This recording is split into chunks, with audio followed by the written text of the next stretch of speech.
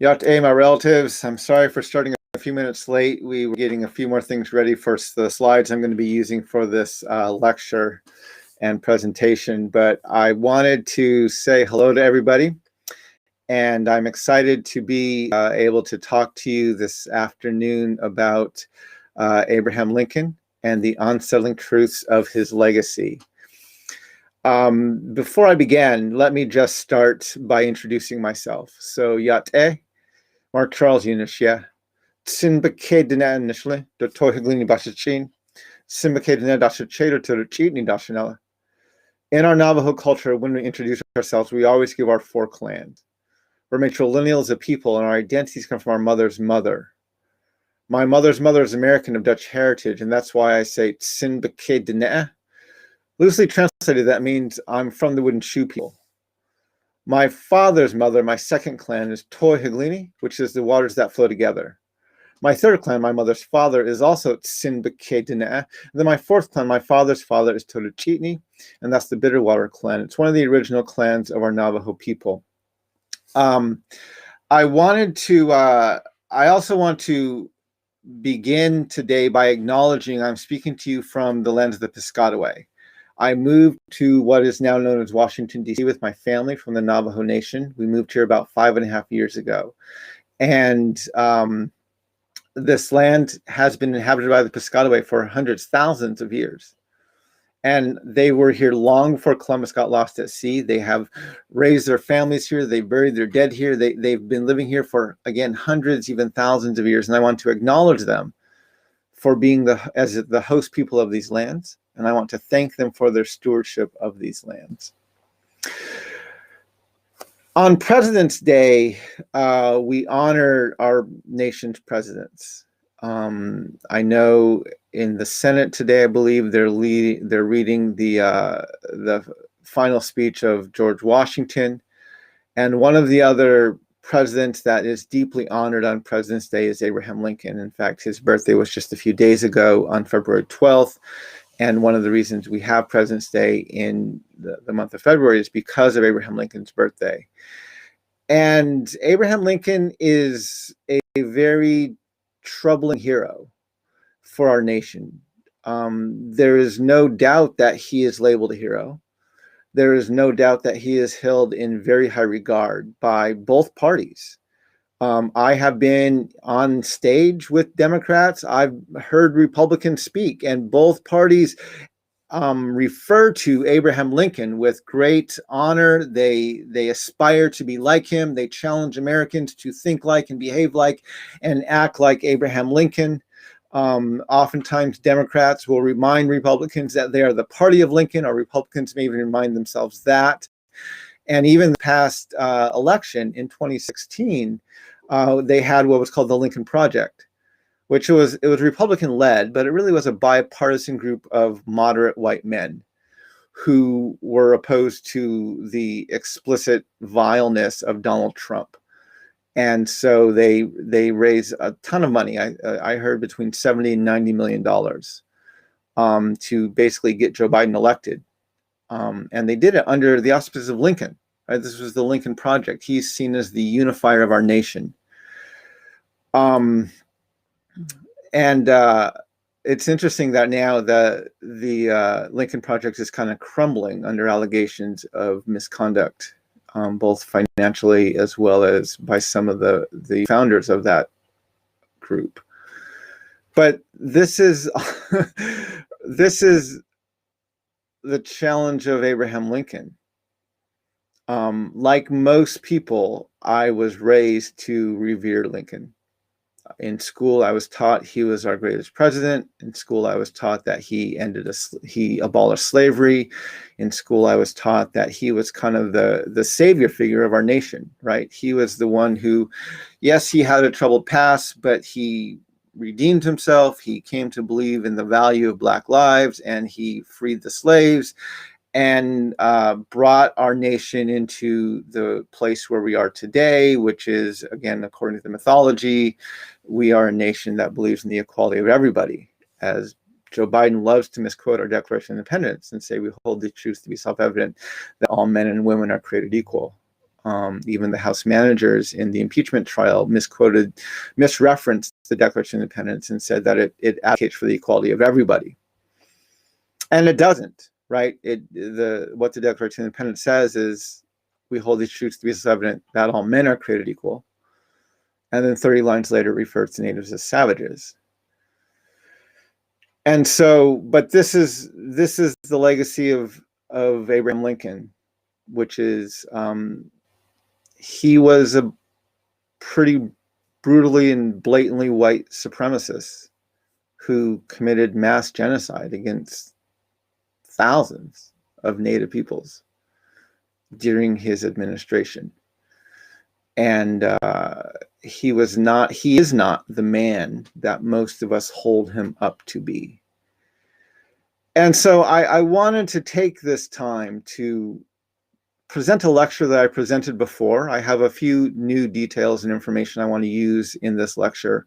And I want to start it actually by reading a few pages from the book that I published with my co-author, Seung-Chan Ra. It was InterVarsity Press that published our book about a year ago. It was in November of 2019, so a little over a year ago. And it's titled Unsettling Truths, the ongoing dehumanizing legacy of the Doctrine of Discovery. And in this book, we actually have two chapters deconstructing the mythological legacy of Abraham Lincoln. They're chapters 9 and 10. And I want to begin reading the first few pages from chapter 9 because it's actually not even about Lincoln, but it's introducing what we need to talk about and this understanding of who Lincoln was and why our nation doesn't know how to even wrestle with his true history. So chapter 9, it's titled Abraham Lincoln and the Narrative of White Messiahship. And let me just read. I'll read about 3 or 4 pages. It's not going to be very long, probably about 10 minutes worth of reading here, but I really want you to understand this story. The victors write the history, and that is incredibly dangerous. One of the imaginative challenges facing the United States is that the country has never lost a war that mattered. The U.S. never lost a war that breached its borders and physically threatened the security of the homeland. The U.S. has never been forced into a position of surrender by another nation or group of nations. The Revolutionary War, the War of 1812, the Mexican-American War, the Spanish-American War, World War I, and World War II all concluded with decisive victories that not only protected the borders, but in many cases physically expanded them. Each of these victories worked to solidify the reputation of unquestioned military might and the increasing colonial dominance over the rest of the globe. The 1950s, 60s, and 70s may have caused some anxiety, but officially the Korean War never ended and the U.S. did not surrender after the Vietnam War. Most recently, the U.S.-led coalition won the Gulf War, Kuwait was liberated, and the oil interests of the United States were protected. Because the U.S. has won virtually every major war and has never been forced into a position of surrender, the country has not had a political, economic, military, or philosophical change mandated by the global community. When a nation loses a war, it endures the scorn and shame of that community. Political leadership changes, economic controls are imposed, and military leadership and weapons are removed. These types of challenges can lead to transformations, such as those that occurred in Germany and Japan following World War II. Other times, a post-war transition may prove to be less successful, such as Iraq after the 2 Gulf Wars, when a dictator was overthrown, but the rebuilding and eventual withdrawal did not result in regional peace. The U.S. has always been the victor, and the victor writes the history. The social imagination of American exceptionalism and triumphalism, therefore, have grown unchecked. While this situation may sound like a blessing, never losing a war can be incredibly dangerous. Every empire commits evil actions. Every empire oppresses. Every empire exploits. When one nation is able to control the telling of their own history for hundreds of years, a mythology forms that allows injustice, oppression, exploitation, and even war crimes to be seen as benign and even to possibly be honored and celebrated.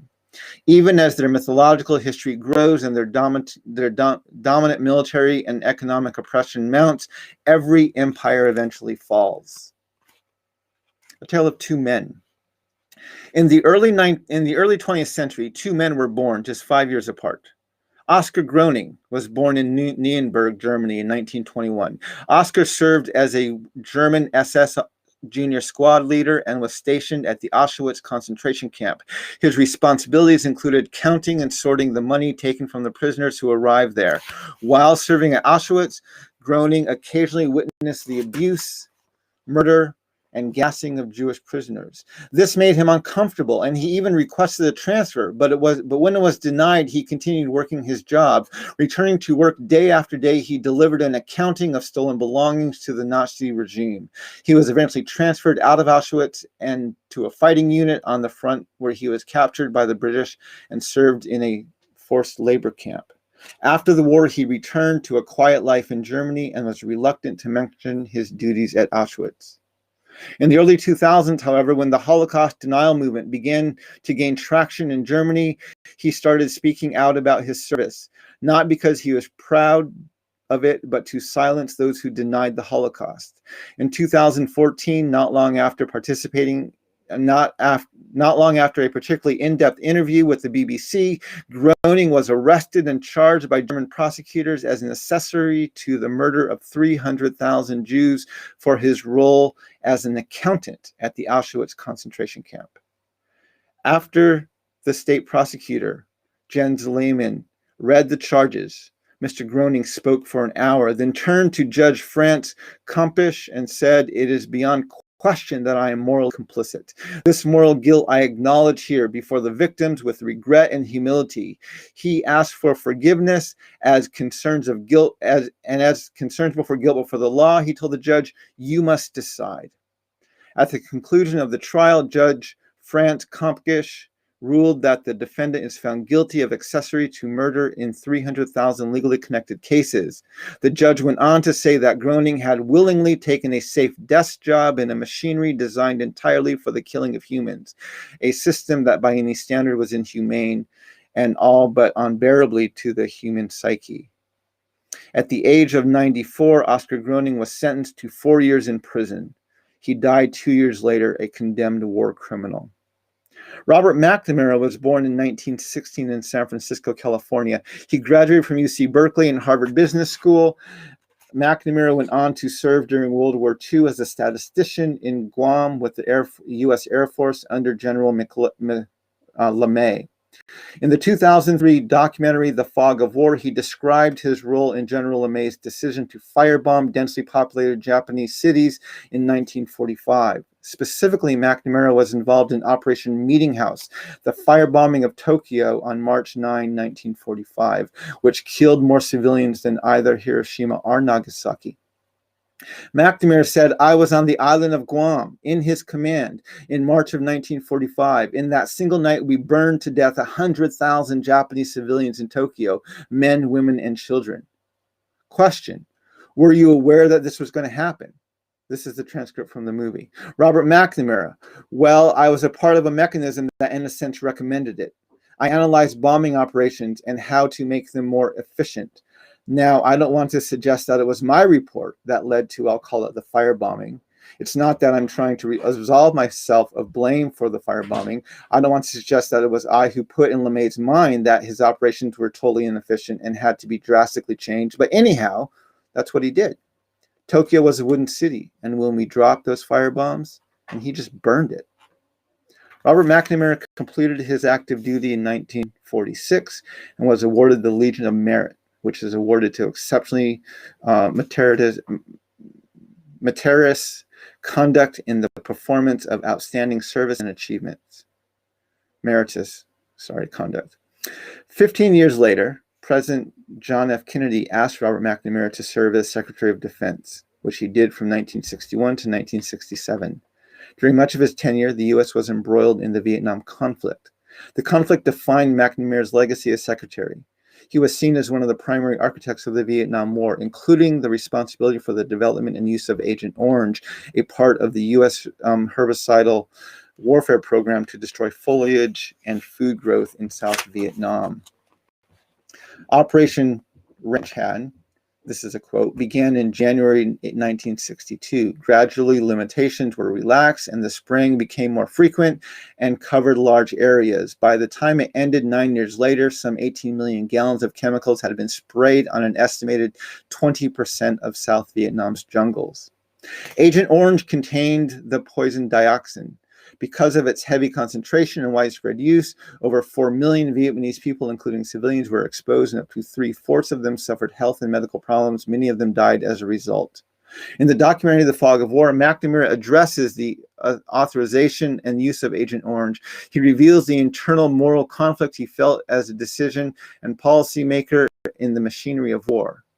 And McNamara concludes, any military commander who is honest with himself will admit that he has made mistakes in the application of military power. He has killed people unnecessarily, his own troops or other troops, through mistakes, through errors of judgment, hundreds of thousands or tens of thousands or maybe even 100,000. Now, the conventional wisdom is don't make the same mistake twice. Learn from your mistakes, and we all do. Maybe we make the same mistakes 3 times, but hopefully not 4 or 5. Robert McNamara served as Secretary of Defense until 1968 and was awarded the Medal of Freedom by President Lyndon Johnson on February 28, 1968 for his service. What is the difference between Oscar Groening and Robert McNamara?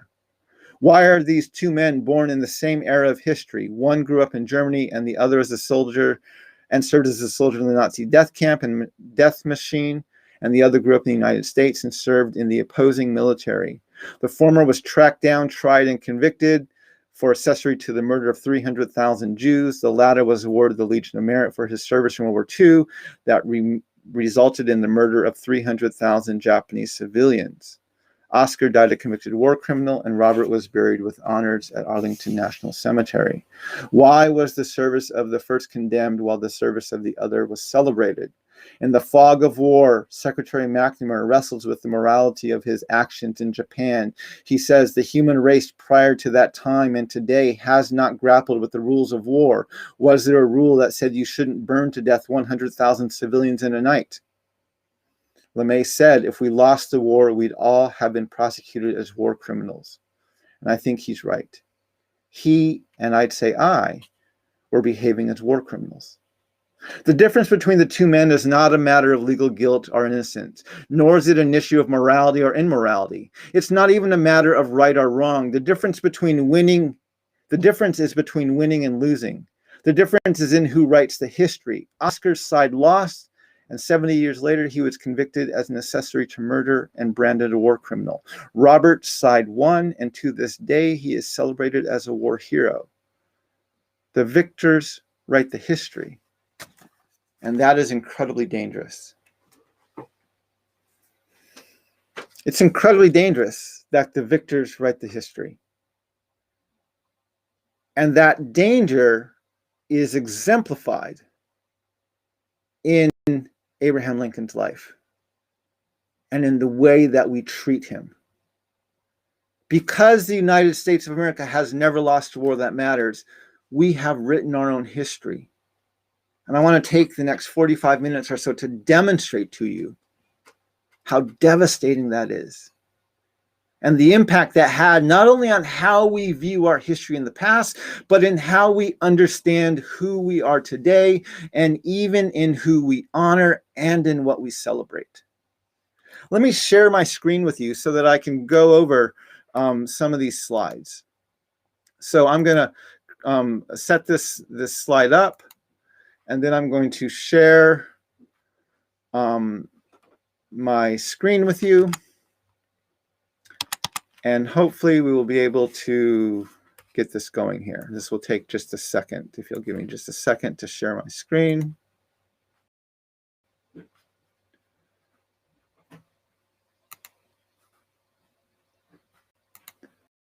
I'm going to share this slideshow right here.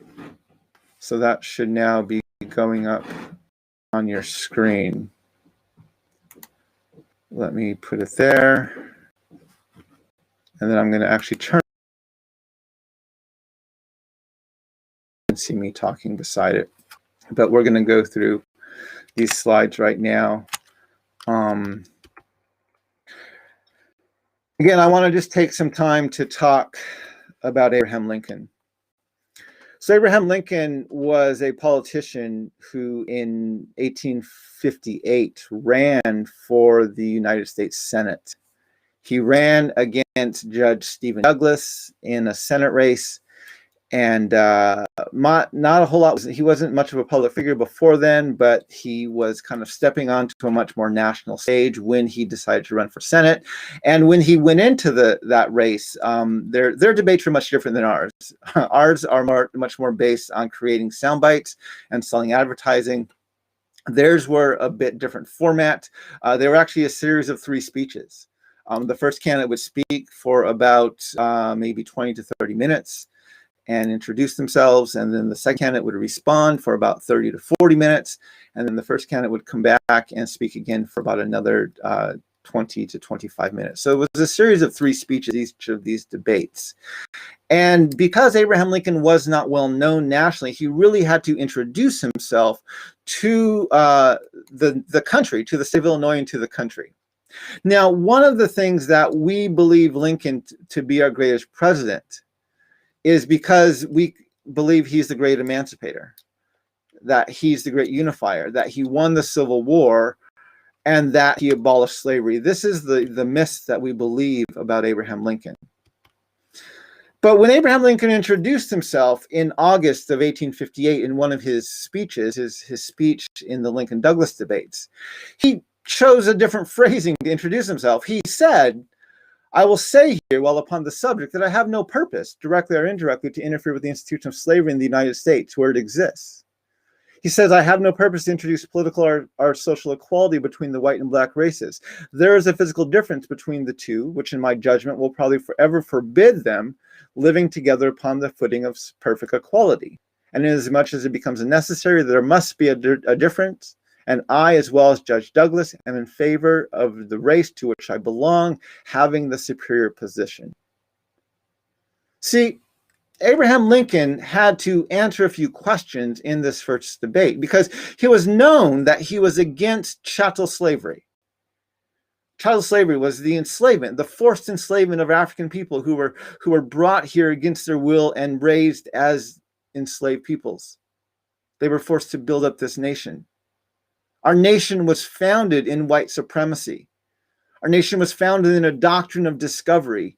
And Abraham Lincoln had to make it very clear that while he was against the institution of chattel slavery, he very much believed in the lie of white supremacy.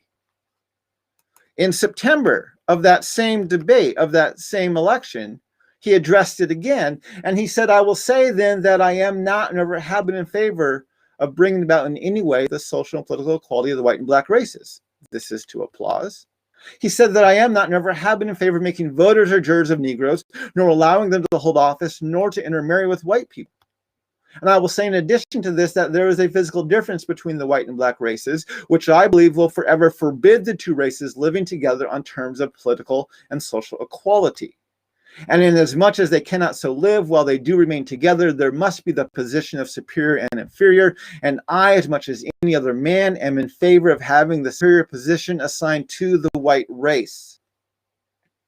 See, Abraham Lincoln and Judge Douglas were both white supremacists.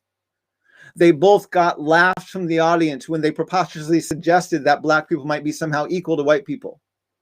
They both got cheers when they reinforced the lie of white supremacy. They disagreed on chattel slavery. Judge Douglas felt pretty adamant that we needed chattel slavery to keep white superior intact, but Abraham Lincoln was fairly adamant that white supremacy could still be held even without chattel slavery. This was their disagreement. They did not disagree on white supremacy, the law of white supremacy. They agreed on that. They disagreed on chattel slavery. In his inaugural address, Abraham Lincoln felt the need to once again quell the fears of this nation that was already having the secession of several states from the Union just because of his election and his opposition to chattel slavery. And he said, "Opposition seems to exist among the people of the southern states, that by the ascension of a Republican administration, their property i.e. the enslaved peoples, and their peace and personal security are to be endangered, there has never been any reasonable cause for such apprehension. Indeed, the most ample evidence to the contrary has all the while existed and been open to their inspection. It is found in all the public speeches of him who now addresses you, but I do quote from one of those speeches when I declare to you, and he begins literally quoting himself from the Lincoln-Douglas debates, "I have no purpose," as we just read. Now, the morning of his inauguration, Abraham Lincoln, the nation was facing a crisis. Right, several states were already seceding from the nation. And the Senate was in a tizzy about this. And the morning of his inauguration, a few hours before he actually got inaugurated, the Senate passed what's known as the Corwin Amendment. Now, the Corwin Amendment, had it been ratified, would have been our 13th Amendment. It was never ratified, but it was passed by the Senate that morning, and it stated that no amendment shall be made to the Constitution which will authorize or give to Congress the power to abolish or interfere within any state with the domestic institutions thereof, including that of persons held to labor or service by the laws of said state. The Corwin Amendment, what it said was it constitutionally protected slavery in the states where it already existed. This was the amendment the Senate passed just before the inauguration. In his address, Abraham Lincoln referenced this amendment, and he said, "I understand a proposed amendment to the Constitution to the effect that the federal government shall never interfere with the domestic institutions of the states, including that of persons held to service, to avoid misconstruction of what I have said, holding such a provision to now by implied constitutional law, I have no objection to its being made express and irrevocable." At his inauguration, Abraham Lincoln stated that he supported a constitutional amendment that constitutionally protected slavery in states where it already existed.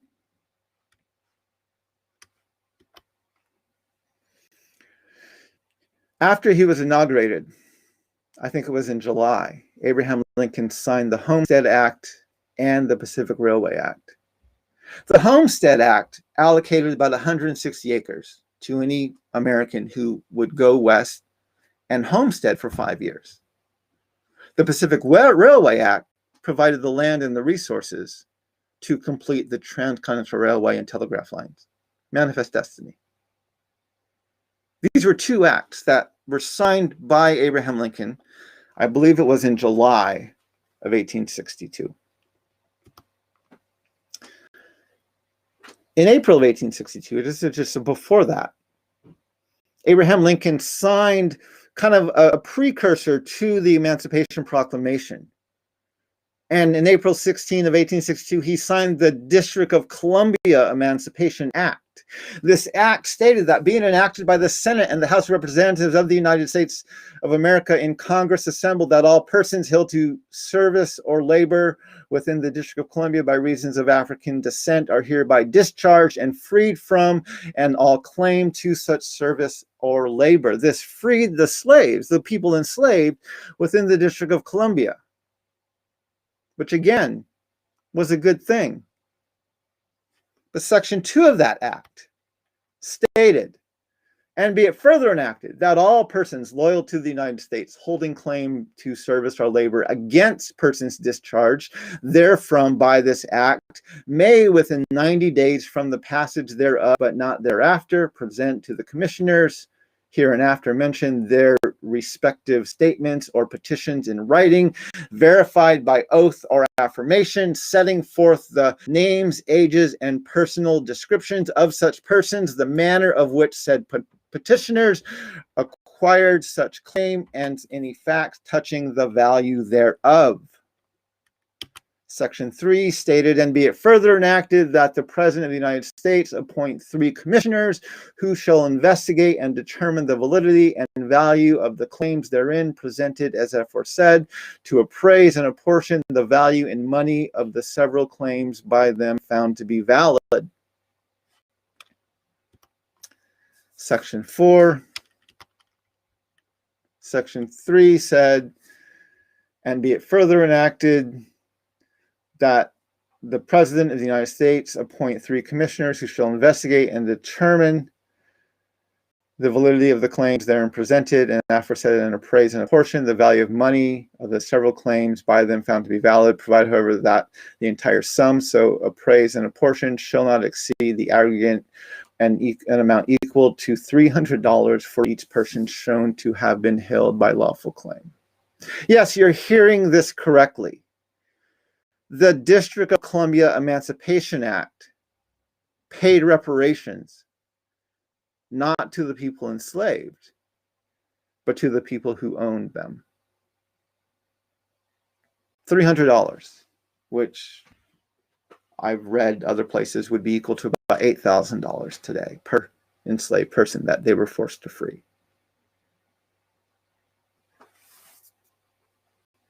Just let that sink in for a moment. Emancipation, enacted by Abraham Lincoln, paid money not to the people who were enslaved, but to the people who owned them, now that their assets were removed or taken from them.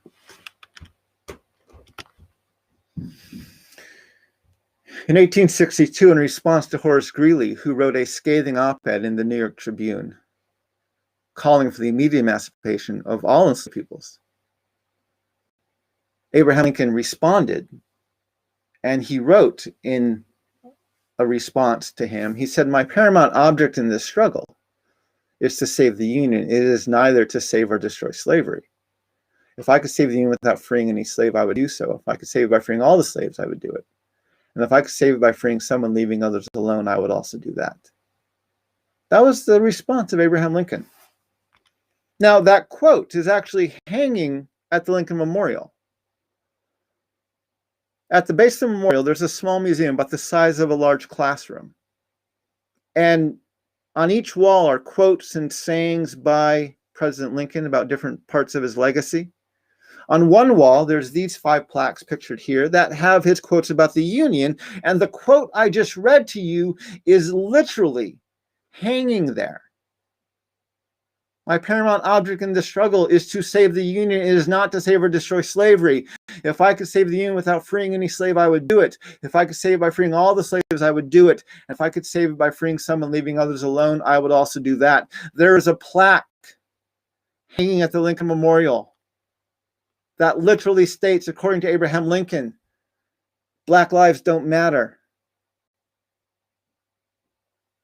As he just demonstrated by the fact that when he emancipated the slaves, those enslaved, that he didn't pay them, he paid their owners. Abraham Lincoln did not give a crap about Black lives, as he stated over and over and over in his emancipations and throughout his life. And not only that,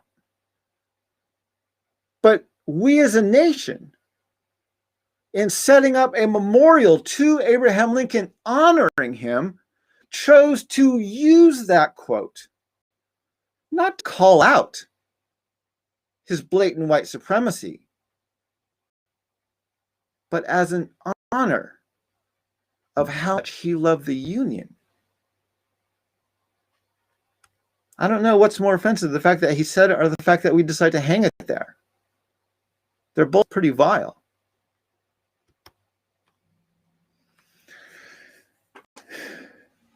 In the fall of 1862, there was a war, a brief war, between the U.S. Army and the Dakota people.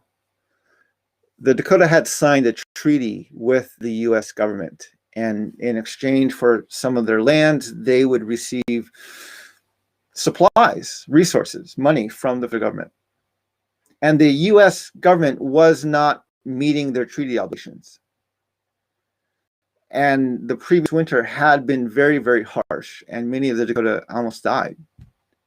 Actually, many did die, but they were on the verge, and they were coming into another year, and the U.S. Army was not meeting its treaty obligations. And some Dakota young men, some warriors, went into a settlement, a white settlement, and they stole some eggs and had a confrontation with some of the settlers and ended up killing several of them. They went back to their people. They reported what they had done. And there was a long debate about, do they go to war or do they not? Because they were coming up on another winter. They were not receiving their treaty, what they were promised in the treaty. And they knew that this was about their survival of their people. And they reluctantly decided to go to war. And so there was a war between the Dakota people and the U.S. government. It lasted about just over 30 days. It was a very bloody war, very violent, numerous casualties, and deaths on both sides. At the end of that war, half the Dakota warriors fled north into what is now Canada, or up into Canada, and the other half surrendered. Those who surrendered were immediately put into military tribunals. They were now being tried by the very people they used to be fighting. And in these tribunals, they were not in the Dakota language. The trials were actually very short. Witnesses were shared. Obviously, there was huge bias among the people who were acting as judges or jurors. And it was a sham of a trial. And after these trials, it was found that over 400 of them were guilty and therefore condemned to death. Now, none of the Army leadership wanted to take responsibility for that type of genocidal killing. And so it got passed up and up and up the ranks until finally it came on the desk of Abraham Lincoln. Now, he was reluctant to sign ordering the death of over 400 Dakota warriors. But rather than calling for a retrial, he decided to change the criteria of what warranted the death sentence. And under his new criteria, only 3 of the warriors would have been sentenced to death. Well, now he was afraid that his white settlers in Minnesota would rise up, as they were already beginning to do. And so again, instead of ordering another retrial, he, for a second time, changed the criteria of what warranted a death sentence. And he landed on the magic number of 38. So the day after Christmas, 1862, hundreds of Minnesotan settlers came out. And they watched as the largest mass execution in the history of our nation took place, with the hanging of the Dakota 38.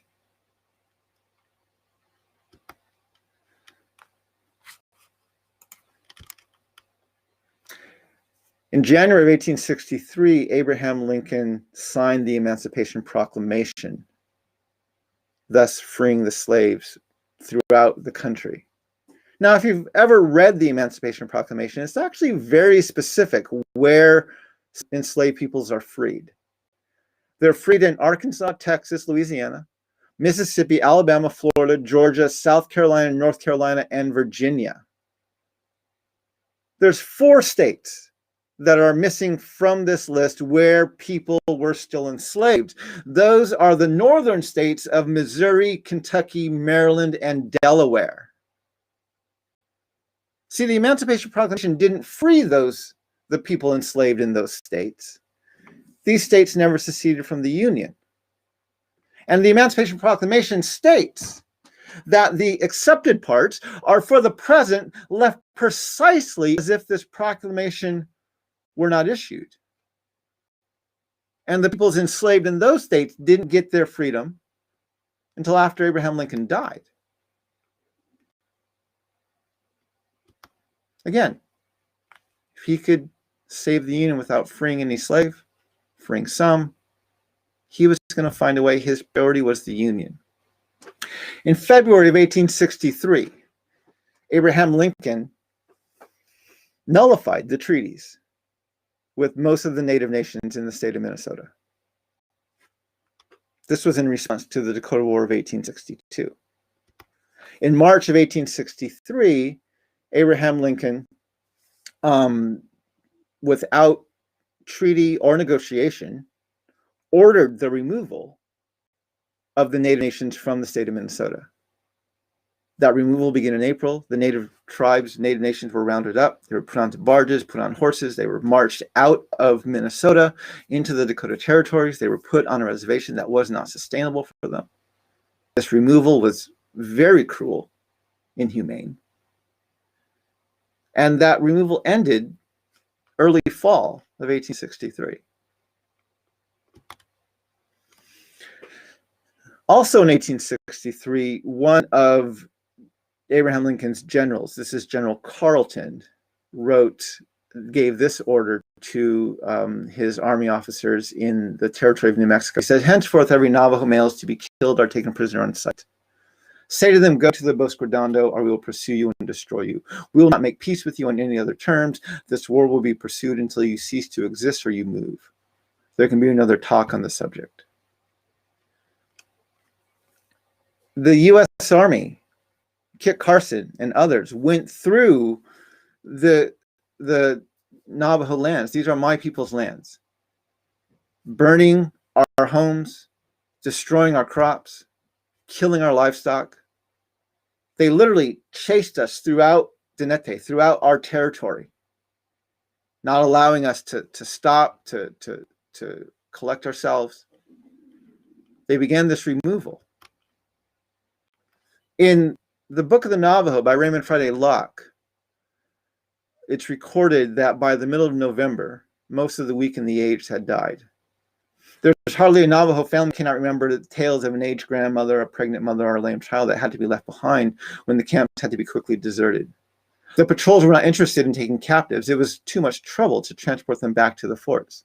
Any Navajo they saw was shot on sight. Mothers were sometimes forced to suffocate their hungry, crying babies to keep their families from being discovered and butchered by an army patrol. In January of 1864, Abraham Lincoln created what is known as Bosque Redondo. It was called a reservation. And it's where our Navajo people were rounded up and moved down to.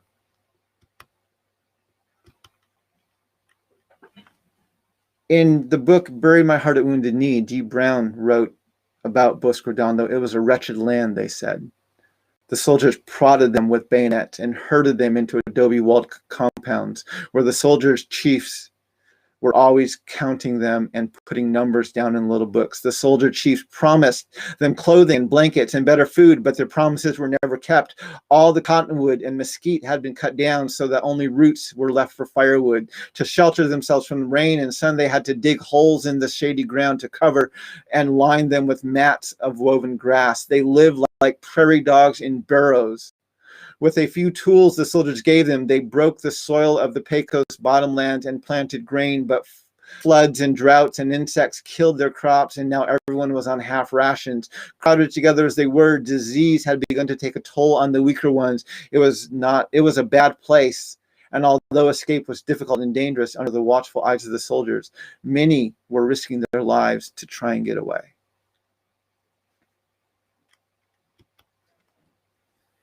Nearly 10,000 Navajo men, women, and children were forcibly rounded up and marched down to Bosque Redondo. Approximately 200 of them died of starvation and exposure during the walk, and nearly a quarter of them died in the squalor conditions at what they called a reservation, but was literally a death camp.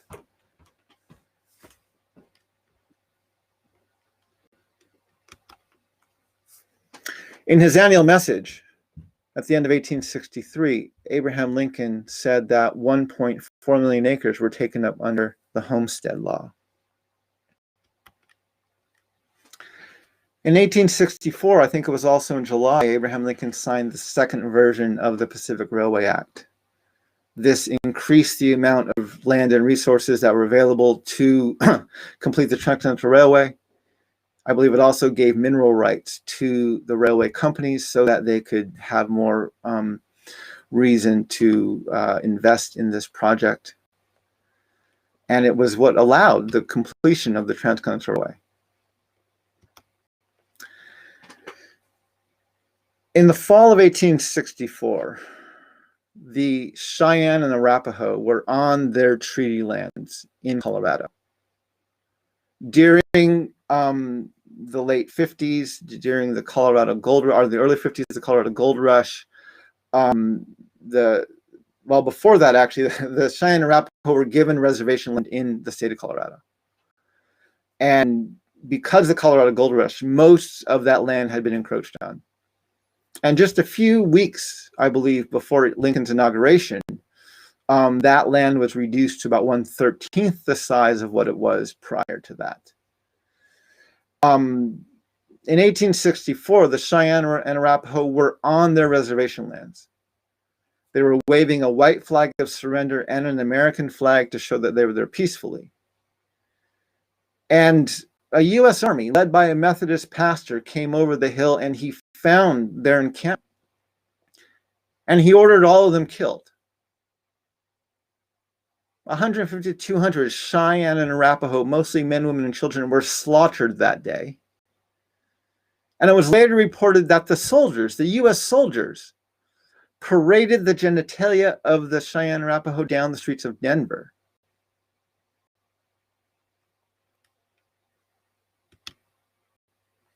In his annual message in 1864, Abraham Lincoln said that 1.5 acres were entered in under the Homestead Law, and the great enterprise of connecting the Atlantic with the Pacific states by railway and telegraph lines has been entered upon with a vigor that gives assurance of success. See, the Transcontinental Railway had three primary lines. The first had reached Omaha, Nebraska, and it needed to go through Nebraska, Wyoming, Colorado, Utah, Nevada, and come out near San Francisco, California. There was a northern line that was to go from Duluth, Minnesota, through Minnesota, North Dakota, Montana, Idaho, and come out near Seattle, Washington. And then there was a southern route that went through the territory of New Mexico, Arizona, and would come out near Los Angeles. Within 2.5 years of signing the Homestead Act and the Pacific Railway Act, Abraham Lincoln had literally ethnically cleansed nearly all of the native peoples from the state of Minnesota, the state of Colorado, and the territory of New Mexico, making him one of the most genocidal presidents in our nation's history. He was assassinated in 1865.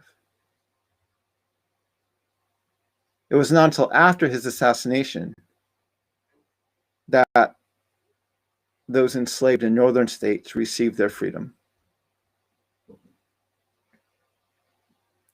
And I can only wonder how many native lives were saved because his presidency was cut short. Right? We have to think up. I'm not saying we celebrate that, but we have to think about the fact that because he was assassinated, is that what allowed the emancipation of the slaves in 1865 in the northern states? And is that what prevented even further horrific acts of genocide against Native nations in the West and Southwest? These are the questions we have to ask. One of the final pieces of Abraham Lincoln's legacy is the 13th Amendment. Most people believe the 13th Amendment abolishes slavery. They think it says neither slavery nor involuntary servitude shall exist within the United States or any place subject to their jurisdiction, but we all know that's not what it says. What it says is neither slavery nor involuntary servitude, except as a punishment for crime, whereof the party shall have been duly convicted, shall exist within the United States. See, to understand the 13th Amendment, you have to understand the Lincoln-Douglas debates. If we don't understand the Lincoln-Douglas debates, we will never fully understand what Lincoln was trying to do with the 13th Amendment. In the Lincoln-Douglas debates, Abraham Lincoln was asked, does the Declaration of Independence apply to the black race? He responded in October 15 of 1858. I think the authors of that noble instrument intended to include men, but they did not mean to declare all men equal in all respects. They did not mean to say all men were equal in color, size, intellect, moral development, or social capacity. Now, he's not saying some men are taller and some men are shorter. He's talking about race here, and he's already made it abundantly clear which race he believes is superior. In the same Lincoln-Douglas debates, Abraham Lincoln was asked by Judge Douglas about making citizens of African American, of Black people.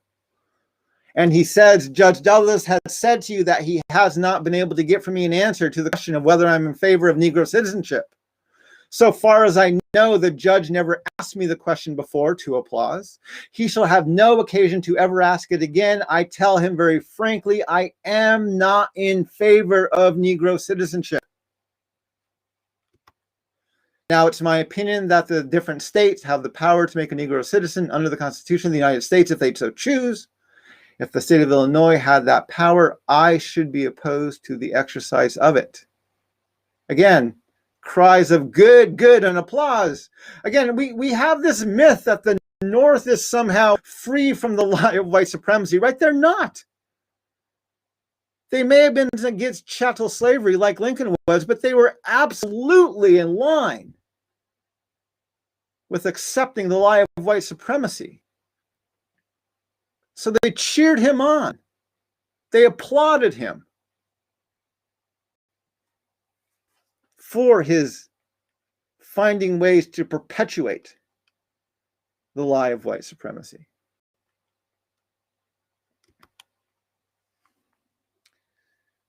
I already mentioned the fact that in his inauguration, Abraham Lincoln supported the idea of constitutionally protecting slavery in states where it already existed. So if Abraham Lincoln was opposed to chattel slavery, but he did not believe Black lives mattered, he did not believe that they were equal, he didn't think they should be citizens, and he was literally ethnically cleansing Native peoples to make way for white settlement and manifest destiny. He had a challenge when he became president, and even after he began emancipating those who were enslaved, which is, what do we do with these people? Actually, I shouldn't even say people. What do we do with these subhumans, people of color? He was actively ethnically cleansing one group and wasn't sure what to do with the other group. Well, this was his solution. The 13th Amendment was his solution. He decided to keep slavery legal, to constantly constitutionally protect the institution of slavery within our criminal justice system. A justice system that he himself said would never include Black or people of color as voters or jurors or judges. This was his solution. Let's not abolish slavery. Let's redefine and codify it under the jurisdiction of the criminal justice system. The justice system that Ronald Reagan, that Bill Clinton, that even President Biden learned how to finesse to a T to massively incarcerate people of color. Abraham Lincoln would be quite proud of what white landowning men today have done with his amendment.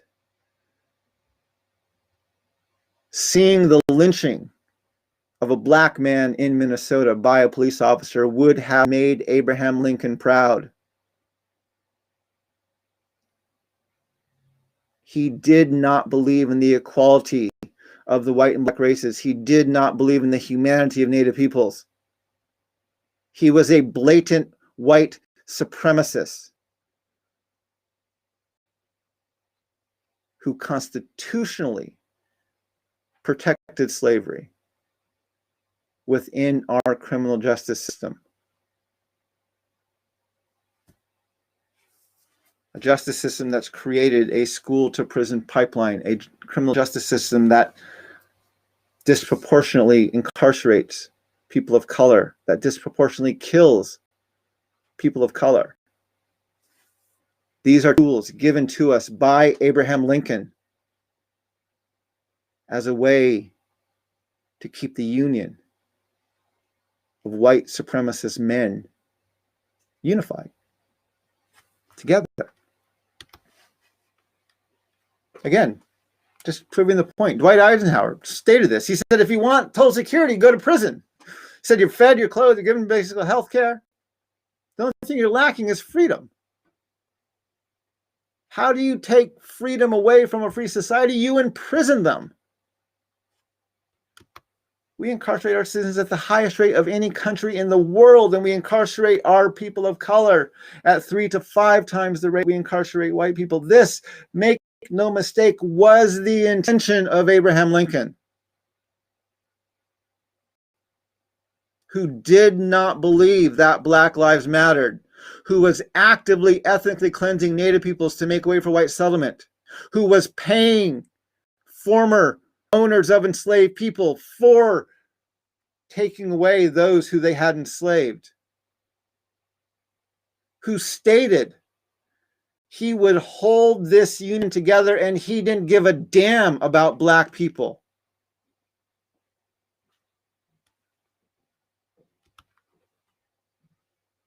So why is he our greatest president? He's not the great emancipator. That's just a flat out lie. He is not the great emancipator. He is a unifier, but he's a unifier of white people. This was his goal, right? He believed in white supremacy until the day he died. He was literally running a death camp in the territory of New Mexico to ethnically cleanse Navajo people when he was assassinated. He had not freed the slaves in the northern states. He was a blatant white supremacist and genocidal president until the day he died, as he fought with everything he had to keep this white supremacist nation of white landowning men unified and held together. We credit him with winning the Civil War, but the Civil War wasn't the war he was fighting. The Civil War was an internal spat between white people from the North and the South. They both believed in white supremacy. They disagreed on chattel slavery and a few other things. That's not the war he won. The war he won was the war of manifest destiny. Right? When he was asked in the Lincoln-Douglas debates, what about this threat of slavery? He said, what is it that we hold most dear amongst us? It's our own liberty and prosperity. And what has ever threatened our liberty and prosperity? Save and accept this institution of slavery. Now, he's not afraid that those enslaved are going to rise up and revolt. And he's not afraid that some other nation is going to come in and free those who we had enslaved. No, he was afraid that white landowning men from the North and the South were going to kill themselves. We're going to kill each other. We're going to destroy this nation because they could not figure out to do about chattel slavery. That's what he was concerned about. He didn't give a crap about people of color. He didn't give a crap about Native peoples. He didn't give a crap about Black people. He would have done anything, regardless of our own lives and humanity, to save this white supremacist union.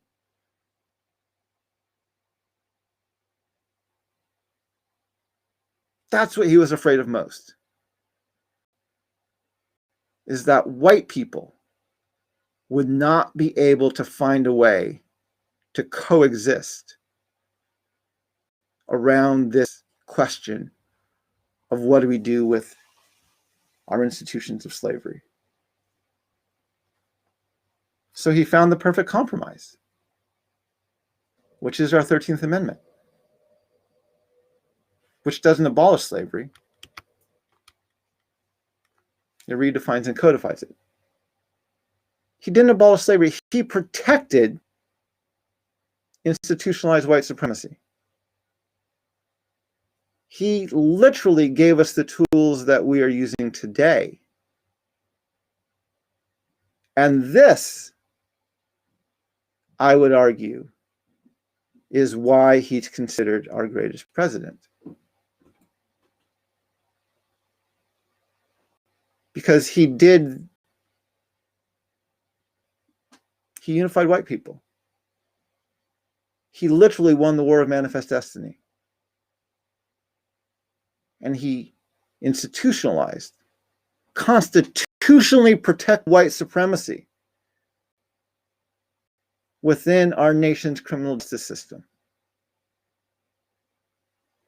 And so we built the largest memorial ever to a president on the mall, literally modeled after a Greek temple. It is a holy, holy place for white America. And then we constructed this myth around him about all the great things he did, when in actuality, he was much the opposite.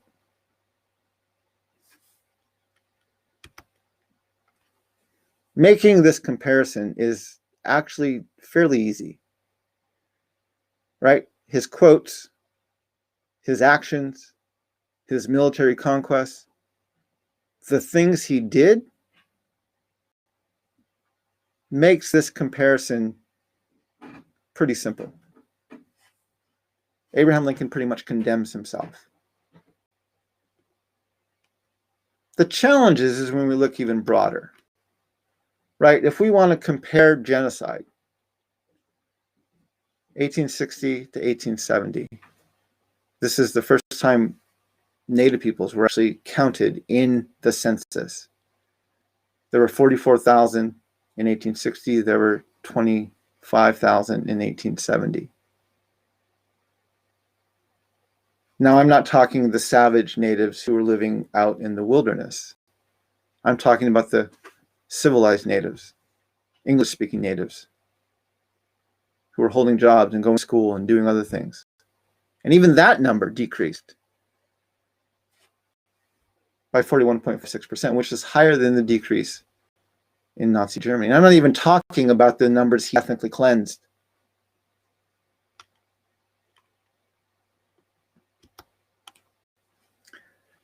Population growth in the world between 1500 and 1900.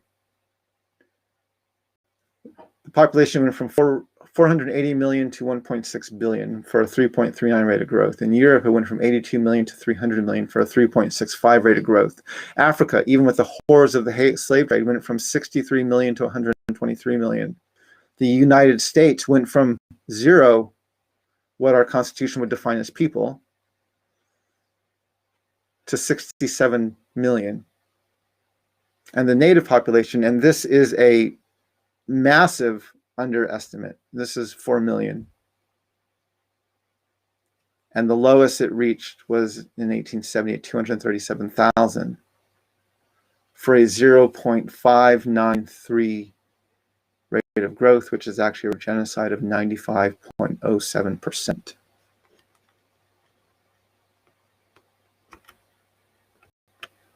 That genocide is greater than the genocide in Rwanda. It's greater than the genocide of Nazi Germany.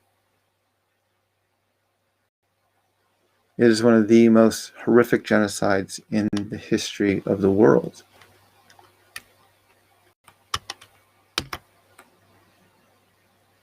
While the first comparison is troubling, it's the second that's gut-wrenching. Right? Not only is Abraham Lincoln very easily comparable to Adolf Hitler, but the United States of America is not much different than Nazi Germany. What's the difference? What's the difference between Adolf Hitler and Abraham Lincoln? What's the difference between the United States of America and Nazi Germany? The difference is not morals. The difference is not how they treat minorities. The difference is who won their wars. Had Nazi Germany won World War II, right?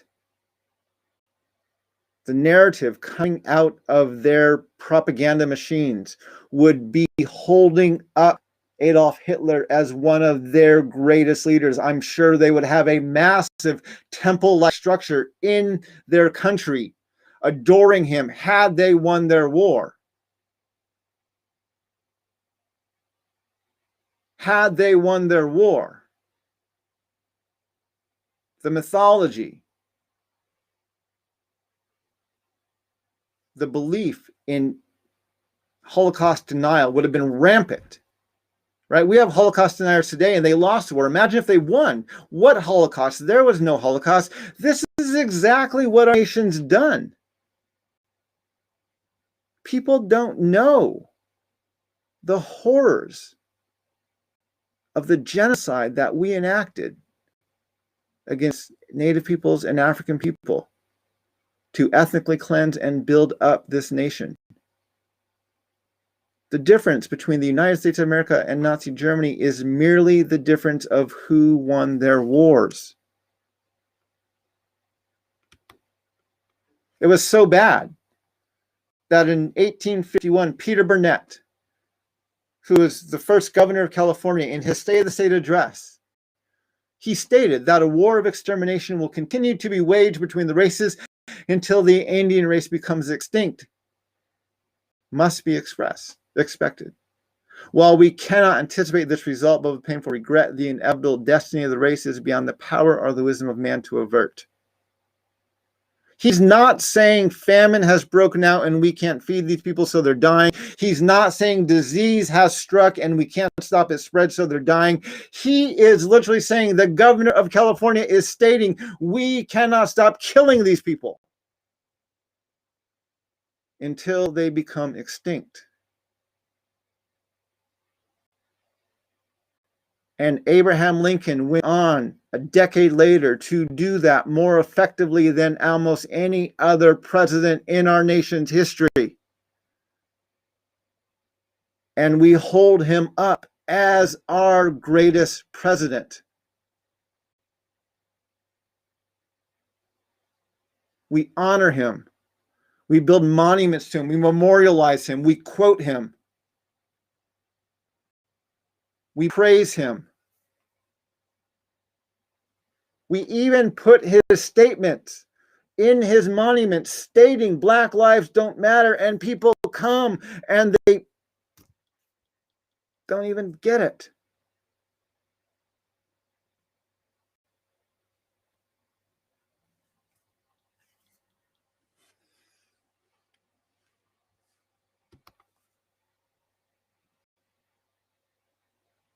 I want to go back to this quote by Secretary McNamara in The Fog of War. He said, the human race prior to that time and today has not really grappled with the rules of war. Was there a rule that said you shouldn't burn to death 100,000 civilians in a night? LeMay said if we lost the war, we'd all have been prosecuted as war criminals. And I think he's right. He, and I'd say I, were behaving as war criminals. In his documentary, The Fog of War, General LeMay was wrestling with his actions. He was wrestling with what he had done. He was trying to come to grips with the fact that he was part of a machine that killed 300,000 civilians over the course of a month, 100,000 in one single night. He was trying to wrestle with the fact that he ran a war machine that affected the health and the well-being and even the lives of millions and millions of people. And he was lamenting that.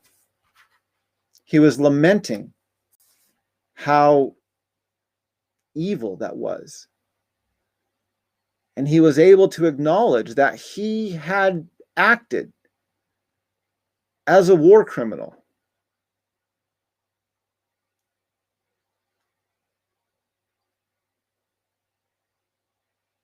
One of the things I advocate for is that our nation needs to build a common memory. I love to use this quote used by George Erasmus when he was writing about the Truth and Reconciliation Commission in Canada. And he said, where common memory is lacking, where people do not share in the same past, there can be no real community. If you want to build community, you have to start by creating common memory. My fellow citizens, men and women of the United States of America, people of the United States of America, all the people, we do not have a common memory. We are citizens of a nation that has never lost a war that matters and has actively been constructing a mythology for the past 250 years. And it's led us to a point today where we literally honor genocide and white supremacy. We build monuments to it. We memorialize it. We quote it.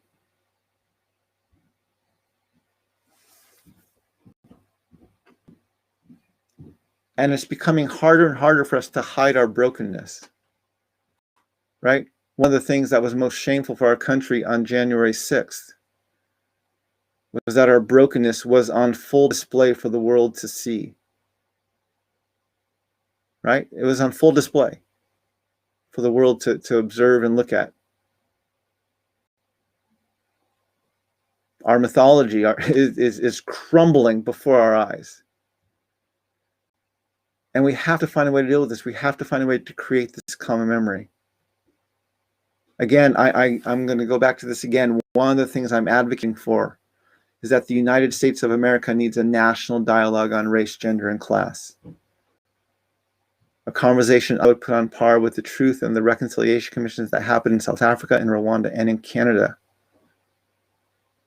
I wouldn't call ours Truth and Reconciliation, though, because that implies we had a previous harmony, which isn't true. We need truth and conciliation, which is the mediation of a dispute, the building of a good relationship for the first time. And that's the thing I want us to commit ourselves to. That's the thing I want us to work for. I'm not trying to demonize Abraham Lincoln. I'm not trying to demonize anybody. I'm trying to get our nation to acknowledge that we have foundational level problems. The United States of America is not racist and sexist and white supremacist in spite of our foundations. We are racist and sexist and white supremacists because of our foundations.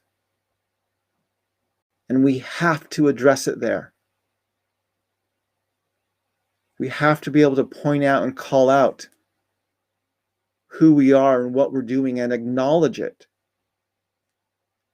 lament it, own it, and make deep, deep commitments to changing it. It's so easy to say it's this person's fault or that person's fault if we can just change this person in office or get that person out of office. Everything's going to be better, which is absolutely not true.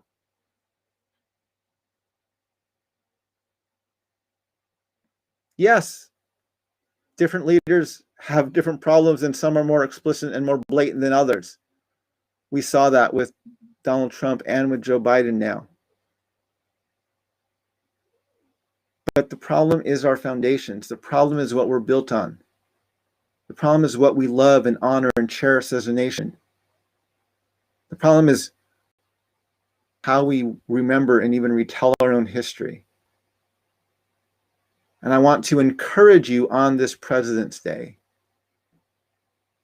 to actively participate in creating a common memory. Not by perpetuating myths, not by even demonizing others, but by having honest dialogue about who we are, what we've done, and what we're standing on, and look for ways for us to move forward. Look for ways for us to move forward.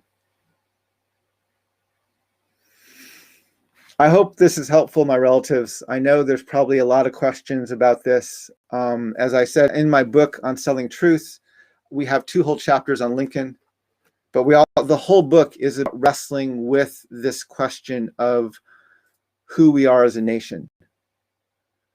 One of the things I address, I need to let people know about the book is it was published by a Christian publisher, and it was addressing the church and how the church has been complicit in this. But I absolutely believe that book, Unsettling Truths, should be read by all Americans. It's not evangelical. It's not trying to persuade people to follow this religion or that religion.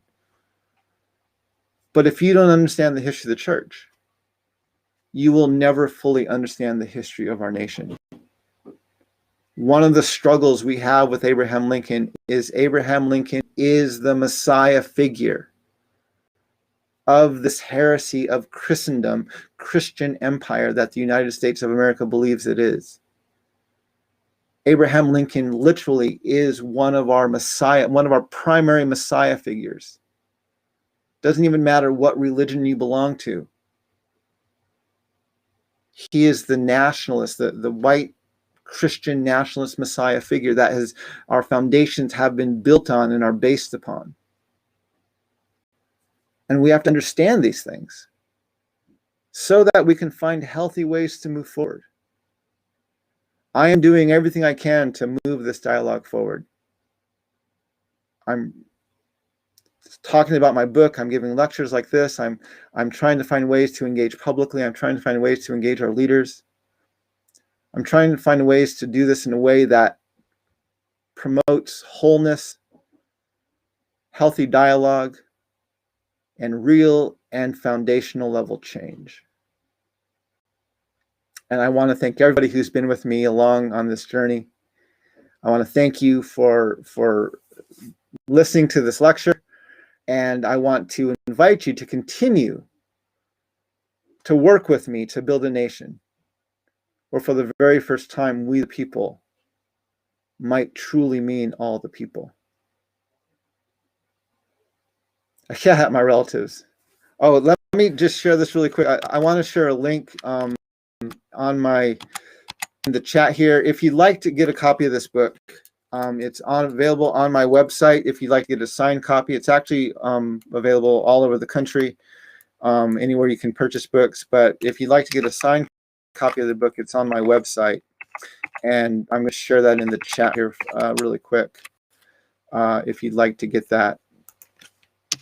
And of course, there's lectures I've given all over about this. If you just Google my name and Doctrine of Discovery, you'll find the many lectures I've given like this online about the Doctrine of Discovery. But I want to thank everybody for joining this lecture. I hope that you have a solemn and humble President's Day today. And I hope that you will commit with me to working to make our nation a better nation. I can't let my relatives walk in beauty. And may we learn how to walk in beauty together. Hakone.